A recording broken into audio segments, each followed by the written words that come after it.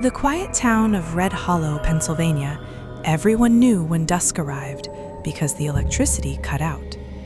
The town was old, forgotten by progress, nestled among trees so dense sunlight couldn't reach the roads by noon. Residents joked that Red Hollow had its own time zone, but no one laughed after dark in creaking floorboards. The landlord said the previous tenant left suddenly, but never elaborated. Mara didn't ask questions. The rent was too good. Her first night, the electricity died at exactly 6:07 p.m. She shrugged. Old wires, she thought. By the second night, she heard static over her phone speaker, despite no calls or notifications. The closer it got to 6:07, the stronger the static became. At 6:06, her lights flickered violently. At 6:07, everything died. Lights, battery power, even her digital clock went blank. Then she heard whispers. Not outside, but inside the walls. Soft at first, like wind brushing against dry leaves, but then clearer. Words she couldn't understand, but felt like they were calling her name. Mara. Mara. Mara pulled her blankets over her head and curled into a ball, praying sleep would come. It didn't. The next morning, notes appeared on her fridge, written in messy, childlike handwriting. Don't listen. Mara lived alone. She didn't have friends, neighbors rarely stopped by, and the landlord hadn't visited again. She erased the note and chalked it up to stress. But that night, the whispers came again. At first, just murmurs through the wall, but soon they seeped into the air, breathing and rasping like 1,000 voices trapped under ice. The static returned, louder than before, twisting into something almost rhythmic, like a heartbeat. Mara's phone buzzed. A message. Why are you here? Her heart slammed.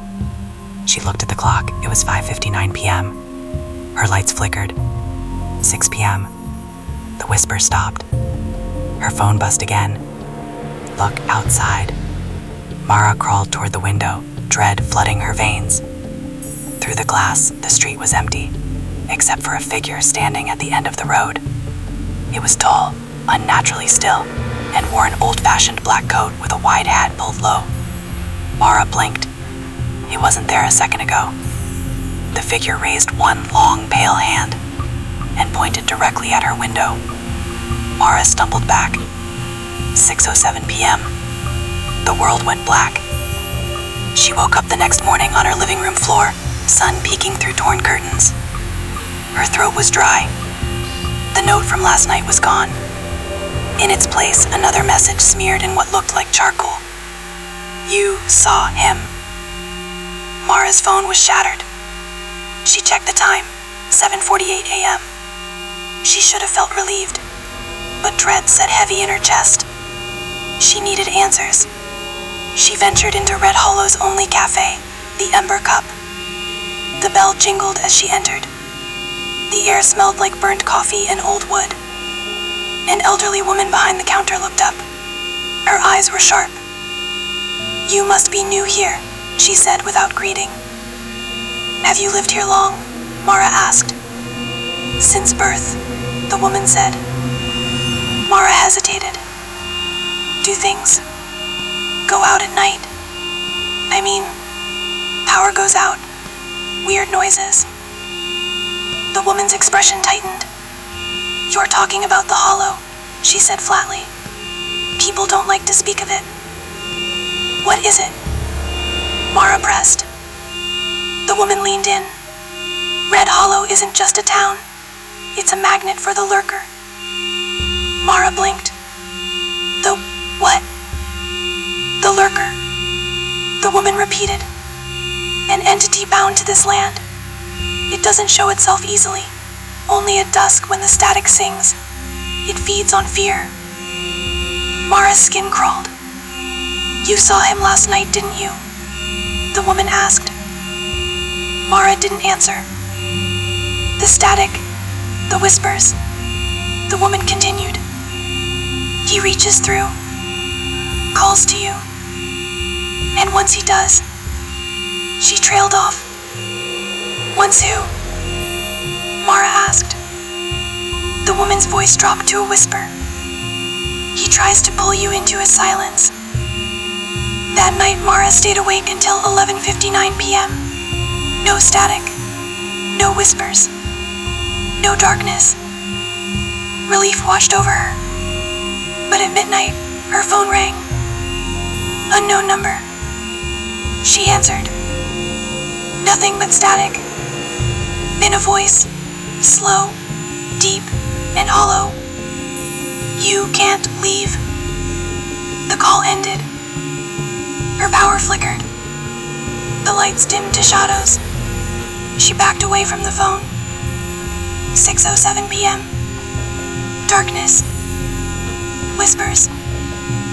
Her name echoed over and over. Then, silence. Seconds later, the lights snummed back on. The room looked normal, but in her mirror, behind her reflection, stood the figure. Tall, pale, hat low.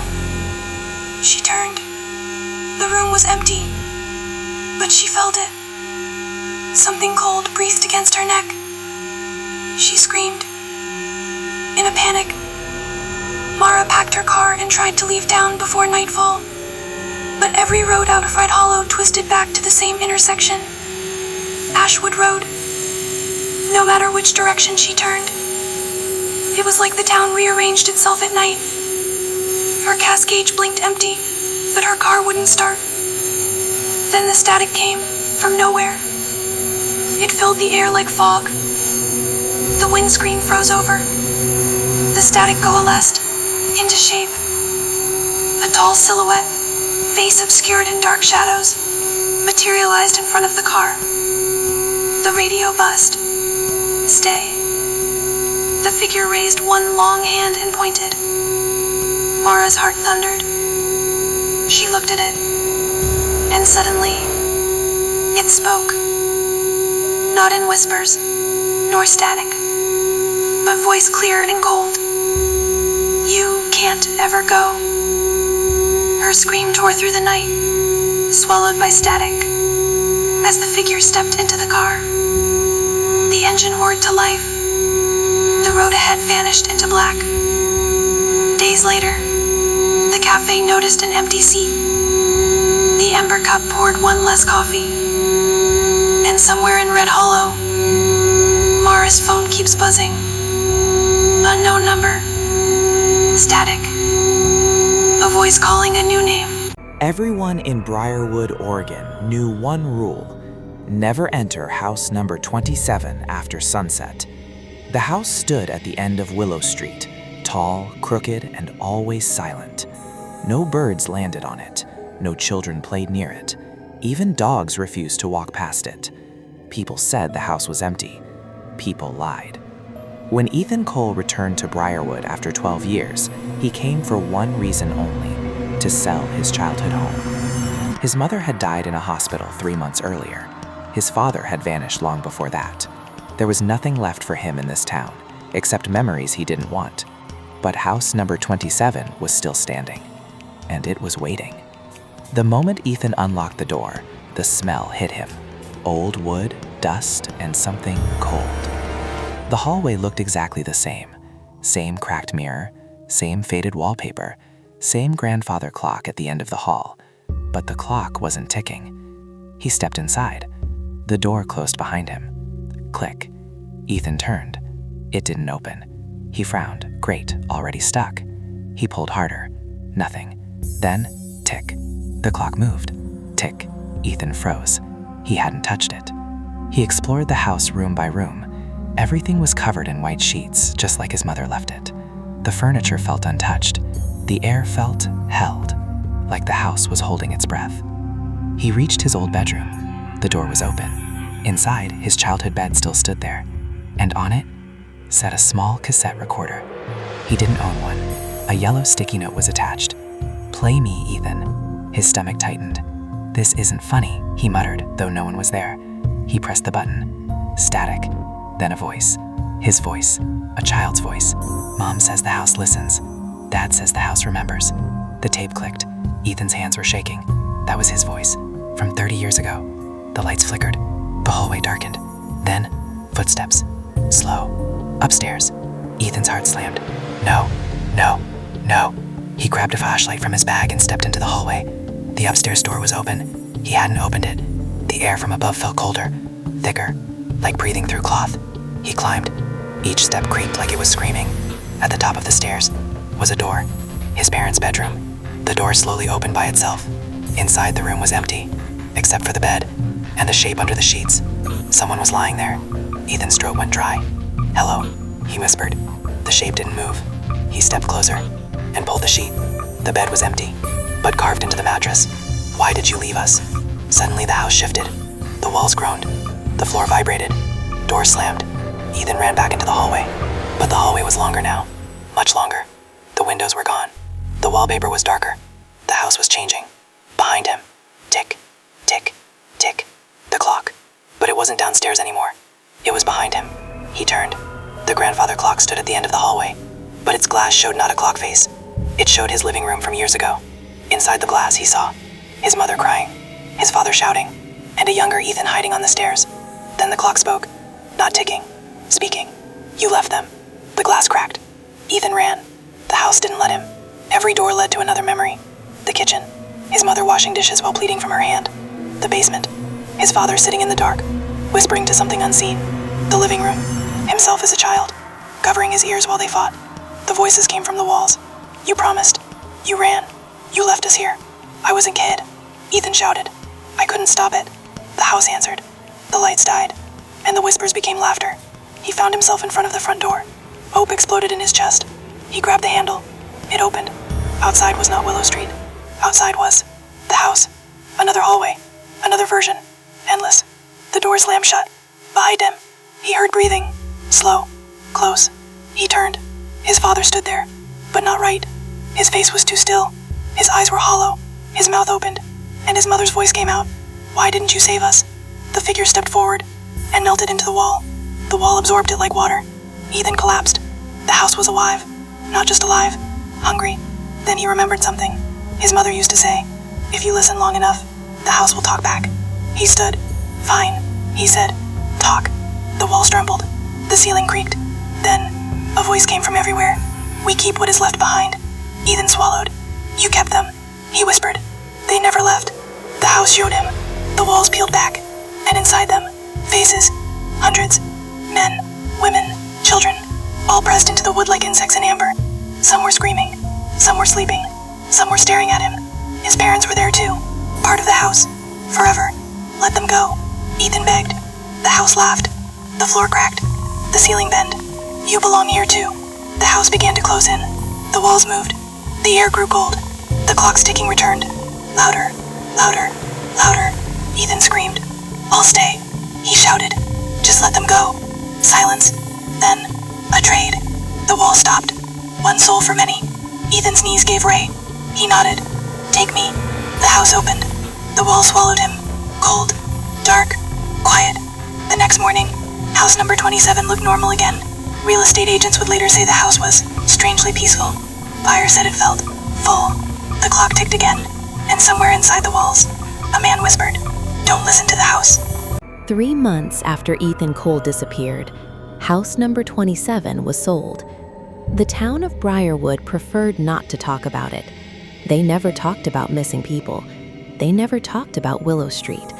And they never talked about the sounds that sometimes came from empty houses. The new family arrived on a cloudy afternoon. The Harrisons. Mark Harrison, his wife Lena, and their 8-year-old daughter Emily. They thought they were lucky. The price was unbelievably low. Emily was the first to say something felt wrong. "The house is watching," she whispered on the first night. Lena smiled nervously. "It's just a new place, honey." But that night, Lena dreamed of someone knocking from inside the walls. The first sign came on the 3rd day. Mark was hanging a painting in the living room when his hammer hit something hollow behind the wall. Not wood, not brick. Something soft. The wall breathed. He laughed it off. He shouldn't have. Emily found the door first. A small door, behind the coat closet. It hadn't been there before. It was only big enough for a child. On it, carved in shaky letters, "Don't listen." Emily touched the handle. The door opened by itself. Inside was darkness. and whispering. That night, the house began to rearrange itself.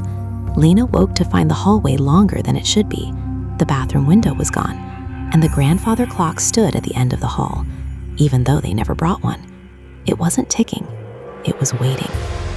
Emily started talking to someone named Mr. Quiet. "He lives in the walls," she said. "He's very sad." Lena's blood ran cold. "What does he say to you?" Emily frowned. "He says the house eats people." Mark laughed, until he started hearing breathing in the walls at night, until the TV showed home videos that weren't theirs, until he saw a man's face in the kitchen wall and watched it blink. Lena found the cassette recorder in the basement with a sticky note, "Play me." When she did, she heard a man's voice, broken, whispering, "The house keeps us. Don't let it keep you." The tape ended with screaming. Emily disappeared on a Tuesday. Not abducted, not taken. She simply wasn't there anymore. Her bed was empty. Her shoes were still by the door.